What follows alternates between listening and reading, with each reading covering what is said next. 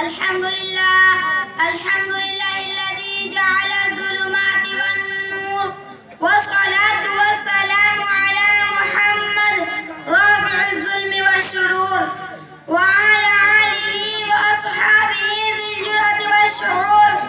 أما بعد، فقد قال الله تعالى: يا أيها الذين آمنوا إذا لقيتم فئة فاثبتوا.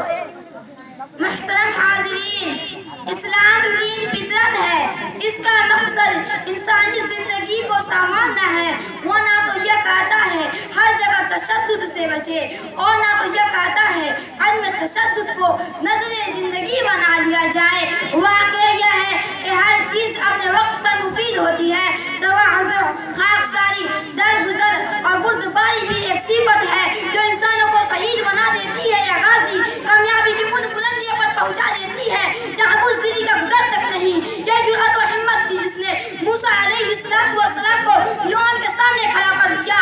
یہ جرأت و ہمت تھی جس نے ابراہیم علیہ السلام کو ابھارا کہ بت کو پاش پاش کر دے. یہ جرأت و ہمت تھی جس نے پیغمبر آخر الزمان جناب محمد رسول اللہ صلی اللہ علیہ وسلم کو مکہ کی سرگلاخ سرزمین پر کفار کے ناغہ میں اعلان حق کرایا. سوچئے تو ذرا، اگر مسلمانوں میں جرأت و ہمت اور جوان مردینہ ہوتی تو بدن میں 313 ہوتے ہوئے 1000 کفار کا مقابلہ کر سکتے. کہ عزم و حوصلہ کا، شجاعت و بصارت کا جذبہ حضرت خالد رضی اللہ عنہ اور حضرت ابو عبیدہ رضی اللہ تعالیٰ عنہ اور دیگر صحابہ کرام میں نہ ہوتے تو وہ ایران اور روما کا ڈاکٹر بلا سکتے تھے نہیں. اور 100 بار نہیں، قرآن جس طرح ان لوگوں کی حوصلہ افزائی کرتا ہے جو اپنے درگزر سے کام لے، جو غصہ بھی جائے، جو کسی کی گالی سن کر برداشت کر لے، جو کسی کی غلطی معاف کر دے. قرآن ان لوگوں کی بھی حوصلہ افزائی کرتا ہے جو خدا کی راہ میں پورے عزم کے ساتھ لگ جائیں. دشمن چاروں طرف سے گھیرے ہوں، تینوں کی بارش ہو رہی ہو، پھر بھی مسلمانوں کو پشت پھیر کر بھاگنا نہیں ہے. ان لوگوں کی بھی مدافعت کی گئی تھی تو دشمن کے مقابلہ سے میدان چھوڑ کر بھاگے.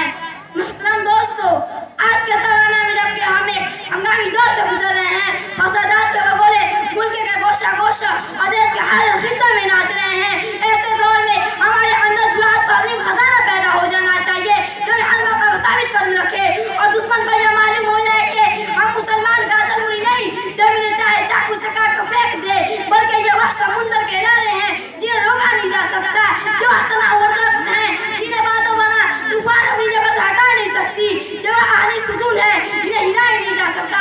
ہم اگر اپنے اندر اتنا مصیبات، اتنا پختہ ارادہ کر لے تو یقین رکھیے ہمیں مقام میں کوئی ٹکر ہٹا نہیں سکتی. بغیر اتنا حوصلہ کے اب اللہ تعالیٰ کی امید نہ رکھیے. بدر کے میدان میں 313 انسان عزم و حوصلہ کی چٹان نہ بن گئے ہوتے تو مکہ کی آہن پوش فوجی مدینہ کے اینٹ سے اینٹ بجا دیتی. دعا ہے کہ اللہ تعالیٰ ہمیں اور اپنے ہمارے اصحاب پر مصیبات پیدا کرے. آمین. وآخر الدعوانا ان الحمد للہ رب العالمین. السلام علیکم.